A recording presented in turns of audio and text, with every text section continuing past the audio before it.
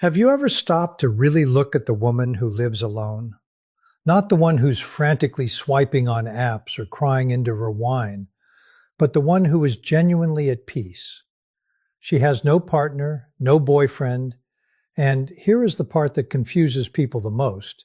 She isn't even looking for one. When society sees her, it immediately tries to diagnose her. People whisper that she must be lonely, that she's probably suffered a devastating heartbreak, or that she simply ran out of options. They want to believe she is a victim of circumstance because the alternative is much more terrifying to the status quo. They're wrong. Her life isn't a tragedy or a cautionary tale. It is a deliberate deconstruction of every lie we've ever been told about what a woman's life is supposed to look like. From the time we are children, we are taught that a woman is a puzzle piece waiting for its match. We are told that our value is tied to our other half, and that a house without a man is just an empty shell. But when a woman chooses to be alone, she isn't getting lost in the woods. She is finally stepping out of them. She is reclaiming the territory of her own life. This isn't a flashy journey that gets rewarded with likes or public applause. In fact, it's often met with awkward questions and pitying looks at family dinners. But beneath that surface is a path of silence and internal strength that most people are too terrified to even imagine. It takes a massive amount of courage to stop seeking external validation and start trusting the voice inside your own head. There's a common misconception that this kind of woman is cold or broken, but that couldn't be further from the truth. She isn't cold, she's just tired. She's exhausted from years of burning herself at both ends to keep other people warm while they never bothered to help her carry the wood. She has spent enough time in partnerships where she did 100% of the emotional labor, only to be left drained and invisible. Now she has realized that her energy is a finite, precious resource. She has stopped being a public utility and started being a private sanctuary. She hasn't lost her ability to love. She has simply raised the price of admission to a level that requires actual effort and integrity. The reality is that a woman who doesn't need a relationship to feel whole is one of the most threatening things in our society. Our entire world is built on the myth of emotional dependency, the idea that you are incomplete until you find someone else. When a woman stands up and says, "I am enough exactly as I am," she shatters that logic of control. She dismantles the idea that a woman needs to be saved, managed, or claimed. This creates a massive problem for the system because you cannot control a woman who isn't afraid of her own company. You cannot manipulate someone who is perfectly happy sitting in a quiet room by herself. Most men are conditioned to look for a woman who needs something: protection, financial security, or emotional grounding. When they encounter a woman who has already provided those things for herself, they don't know where they fit in. It's a blow to the ego of anyone who relies on being a hero to feel important. And for other women, seeing her can be equally unsettling. It's like looking into a mirror of power that reveals the chains they are still wearing. It forces people to ask themselves, am I with my partner because I love them, or because I'm terrified of what I'd find if I were alone? She doesn't have to say a word to challenge your entire lifestyle. Her existence is the argument. This level of freedom is a different kind of whole. It's not the wholeness of a perfect circle, it's the wholeness of a mountain. It's steady, it's unmoving, and it doesn't need anyone to tell it that it's beautiful. She has discovered that the most important relationship she will ever have is the one happening right now, in the silence of her own home, between her heart and her mind. She isn't waiting for her life to begin when a man walks through the door. She is already living it, and the door is locked from the inside, not to keep people out, but to ensure that anyone who enters knows exactly how much respect that space deserves. When you walk into her home, the first thing you notice isn't what's there, but what isn't. There is a profound silence, but don't mistake that for emptiness. To the outside world, a quiet house is a sign of a lonely life, but for her, It is a hard-won sanctuary. Most people are terrified of silence because when the noise of the world stops, the noise of the mind begins.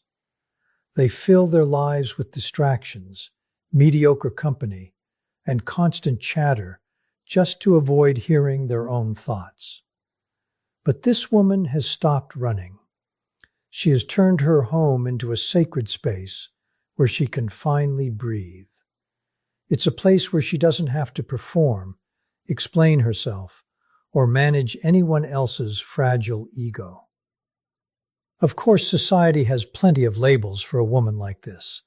They call her picky, arrogant, or difficult to reach. But those labels aren't about her.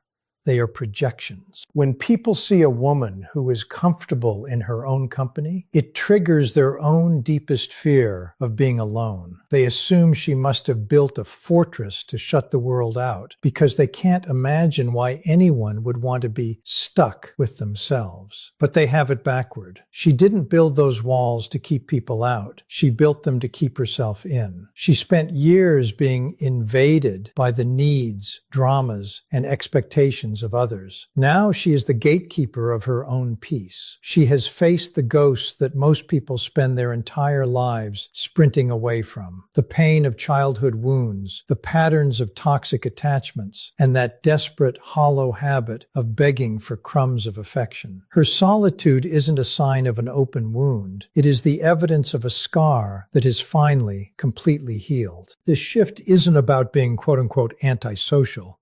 It's about a massive upgrade in emotional maturity. To an immature observer, her boundaries look like distance. They see her lack of urgency to date or her refusal to play modern dating games as a sign that she's given up. In reality, she has just grown up. Maturity is incredibly scary to most people because it demands total truth and a real, grounded presence. She is no longer moved by charming princes, smooth talkers, or those shallow, curated Instagram story romances that look good in photos but feel empty in real life. She has outgrown the need for the spark that is actually just anxiety in disguise. She isn't looking for someone to save her, and she certainly isn't looking for a project to fix. She has traded the desperate, frantic urgency to be with someone for the quiet, steady power of being with herself. She has realized that the half-person looking for their other half narrative is a trap designed to keep people in codependent loops. She doesn't want to be completed by another person because she isn't a half. She is a whole. She is looking for something much rarer, reciprocity. She wants a connection where both people are already full, already grounded, and already aware of their own shadows. She wants to overflow alongside someone else who has also done the heavy lifting of inner work. Until she finds that, she is perfectly content to stay exactly where she is. She isn't waiting for her life to start. She is enjoying the life she has already built, knowing that any addition to her world must be at least as peaceful as the silence she has worked so hard to protect. When you look at this woman, you aren't just seeing someone who lives alone. You are seeing someone who lives by essence rather than convention. Most people spend their entire lives following a script written by someone else, checking off boxes like marriage, partnership, and social validation just to prove they exist. But she has opted out of that performance. She is living proof of the one thing society tries to convince us is impossible, that you can be truly, deeply happy without a witness. She doesn't need a partner to narrate her life or a social media feed to validate her weekends. Her joy isn't a show put on for an audience. It is a private conversation between her and her soul. When people look at her and say, "You're just too picky," she doesn't get defensive. She simply smiles. She smiles because she understands a secret they don't. What the world calls picky is actually just the bare minimum of what she deserves. She has stopped negotiating for the basics, honesty, consistency, and respect, and has decided that if those aren't on the table, she isn't even pulling up a chair. This clarity does more than just protect her. It acts as a brutal mirror to everyone she encounters. Her presence alone tears the masks off the people around her. Men who feed on female insecurity feel threatened because they realize their old tactics of needing to be needed don't work on her. Women who are still trapped in the exhausting cycle of seeking approval feel a sharp pang of judgment, not because she is judging them, but because her freedom highlights their own chains. She isn't out there trying to start a fight or prove a point. She is just existing. But in a world that demands women be small, agreeable, and available, the simple act of being is a radical revolution. She has stopped living to please, to serve, or to fit into a mold. She lives to exist in her fullest, most authentic form, and that makes her the most dangerous kind of person, one who is truly free. This freedom has led her to create an entirely new standard for love. If she is walking alone today, it isn't because she is waiting or because she's been left behind. Every day she remains single is a conscious choice, and every no she gives to a mediocre connection is a profound act of self-respect. She has reached the life-changing realization that it is infinitely better to be alone than to be invisible in a relationship. She's been in those rooms before, the ones where you're sitting right next to someone but feel like you're 1,000 miles away. She's done with the lonely together trap. Her path isn't always a perfect, sunny, straight line. She has her nights of doubt and moments of nostalgia for a touch or a voice. But even in those quiet, heavy moments, she remains loyal to her own soul. She refuses to betray herself just to have a body in the bed next to her. The love she is open to now isn't a search for salvation. She doesn't need a man to rescue her from her life because she actually likes the life she has built. She isn't looking for someone to fill her empty spaces or fix her broken parts. When love finally does arrive, it won't be a missing puzzle piece. It will be a celebration. It will be two whole, complete individuals deciding that their lives are even more beautiful when shared. This new kind of love won't come to complete her. It will come to join her. It's the difference between needing a crutch to walk and finding someone who can keep up with your pace. She is waiting for an equal, a partner who has done the same grueling inner work and who understands that love is about expansion, not possession. This is your wake-up call. This story isn't just about some distant, mysterious woman. It is a reflection of the dormant strength living inside you right now. If these words feel like a physical weight in your chest, it's because you are tired. You are exhausted from shrinking your personality, your dreams, and your boundaries to fit into spaces that were always too small for you. You've been playing a character in your own life just to keep the peace or keep a partner, and your soul is finally screaming for air. Don't just listen to this and move on with your day.